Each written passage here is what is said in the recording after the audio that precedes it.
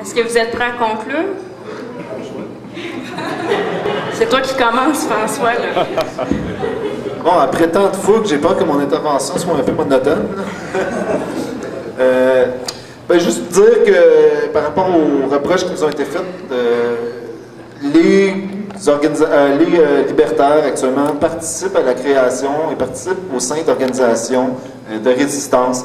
Des organisations qui, par ailleurs, généralement refusent la collaboration, que ce soit actuellement, je connais du monde qui ne sont pas ici parce qu'ils sont en train de fonder un syndicat IWW, ça s'appelle International Workers of the World, sont en train d'organiser ça, Industrial Workers of the World, sont en train d'organiser ça aujourd'hui, ils ne peuvent pas être présents au débat.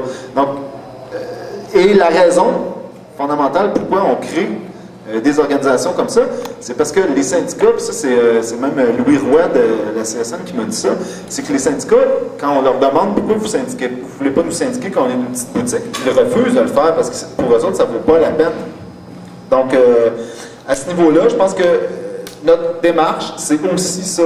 Notre démarche, c'est aussi de dire, quand on est impliqué, quand on est syndiqué, et souvent que c'est des choses qu'on n'a pas choisies parce qu'on arrive et on est déjà syndiqué, c'est de la radicaliser, de l'apporter cette position-là de radicalisation des mouvements syndicaux, des mouvements sociaux, mais c'est aussi à l'extérieur de dire qu'on est capable de créer des groupes, des organisations qui vont lutter pour la défense des droits des travailleurs et travailleuses, la défense des droits des personnes immigrantes, la défense des personnes qui sont généralement sans droit et sans voix. C'est notre démarche, puis je pense qu'on n'arrête pas.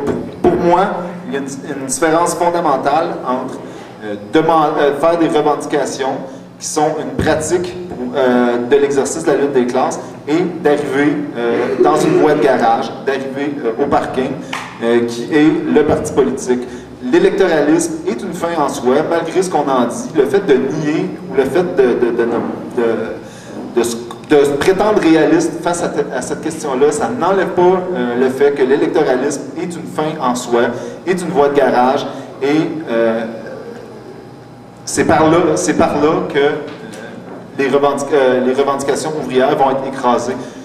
Je ne crois pas que Québec solidaire, si jamais, je dis bien si jamais parce que je ne pense pas que ça va arriver, je ne pense pas que Québec solidaire, s'ils arrivent au pouvoir, ils vont être différents des autres partis de gauche quand ils vont faire face à une grève comme le Front commun 1972, par exemple. Ça va être la matraque. Ça va être ça aussi. C'est vers ça qu'on se dirige, malheureusement, ça a tout le temps été le cas.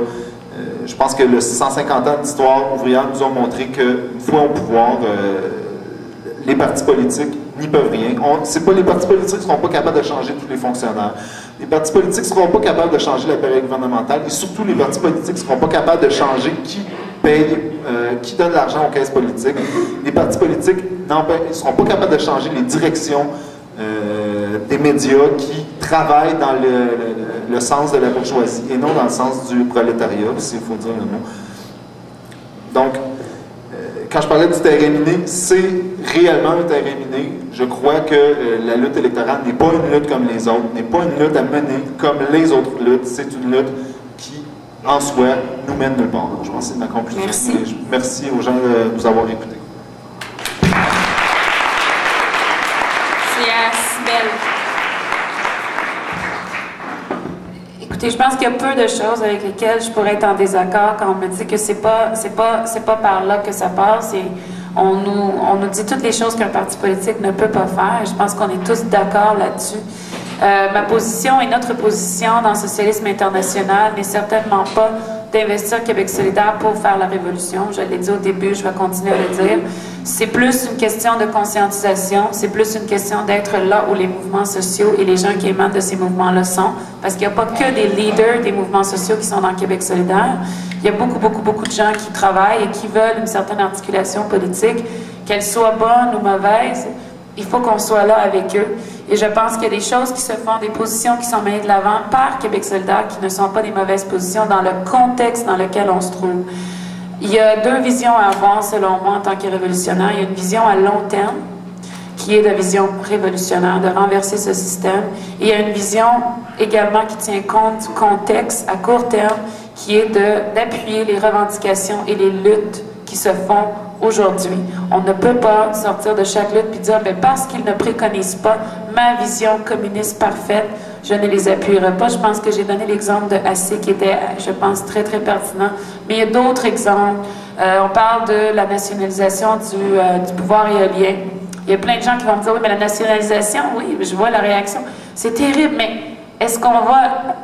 Quand la population fait face à deux choses, parce que la population n'a pas le choix entre révolution, nationalisation et privatisation, là. Il y a une lutte qui est menée par certaines personnes. Je pense qu'en tant que révolutionnaire, on peut appuyer des luttes. Et c'est une des questions qui ont été posées qu'on n'a pas répondu à date, c'est la question de l'indépendance du Québec. J'appuie la lutte pour l'indépendance du Québec en tant que socialiste révolutionnaire qui appuie les peuples opprimés. Et je vous dirais que j'appuie surtout le droit à l'autodétermination et l'autogouvernance des peuples autochtones également. Et c'est pas une position qui, selon moi, est en soi incompatible, et c'est peut-être un gros débat à avoir, mais je pense qu'on a le droit et on devrait prendre part dans ces luttes-là, parce que sinon, si on ne fait que dire on ne peut pas prendre part dans ces luttes-là parce que c'est pas mon idéal, bien on va faire ce que David dit. On va s'asseoir dans un coin, ou ce que Matt disait, dire des slogans, dire des positions de parti, et personne ne va nous écouter et ils ne seront pas intéressés et ils auront raison parce qu'on n'articule pas les luttes que la population vit. Et c'est la raison pourquoi j'inviterai les gens à voter, peu importe ce qu'on peut en dire. Ça ne veut pas dire, par contre, que c'est ça la lutte que nous devons mener en tant que révolutionnaires. Je suis entièrement d'accord qu'on doit agir vraiment sur le terrain, mais pour moi, en soi, c'est pas quelque chose qui est incompatible.